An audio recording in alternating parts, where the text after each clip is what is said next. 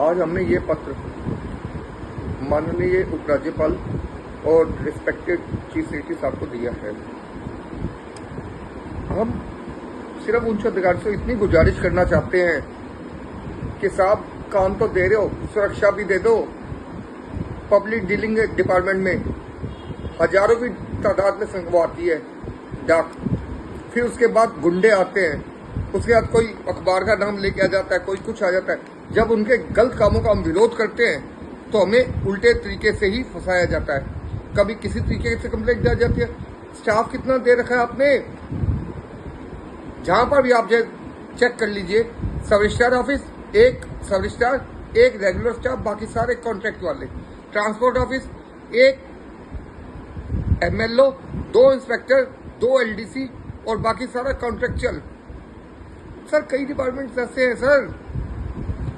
तहसीलदार के पास आप क्या सोचते हैं, तहसीलदार यहाँ की तोप लगा हुआ है, डिजिटल सिग्नेचर वहां पर उसको मजबूरी में अपने कॉन्ट्रैक्ट स्टाफ को देना पड़ता है। क्यों? क्योंकि उसके बाद कोई हल ही नहीं होता कि इतनी तादाद में संख्या होती है एप्लीकेशंस की, उसका कॉन्ट्रैक्ट वाला एक जाके दूसरा अप्रूव कर दे तो आपको पता भी नहीं चलेगा। साफ विश्वास के ऊपर चलना पड़ता है। हम आपसे यही गुजारिश करना चाहते हैं कि कृपया OTP सिस्टम लागू करिए। जो पब्लिक डिपार्टमेंट हैं उन जिनके पास डिजिटल सिग्नेचर है, जब तक वो अपना OTP नंबर ना डालें तब तक बिल्कुल नहीं होना चाहिए। और जितनी भी वैकेंसीज हैं 50% के करीब हमारी खाली पड़ी हुई है वैकेंसीज, आप उनको क्यों नहीं भरते हैं साहब? हम गरीब बंदे हैं, ये नहीं है कि सर हम पीछे से अमीर हैं और यहाँ आके कर रहे हैं। हम नौकरी कर रहे हैं सिर्फ अपने बच्चों को पालने के लिए, ना कि सर अपनी नौकरी गंवाने के लिए। लेकिन अगर आपको लगता है तब भी, तो हम मजबूर हैं आपके आदेश मानने को।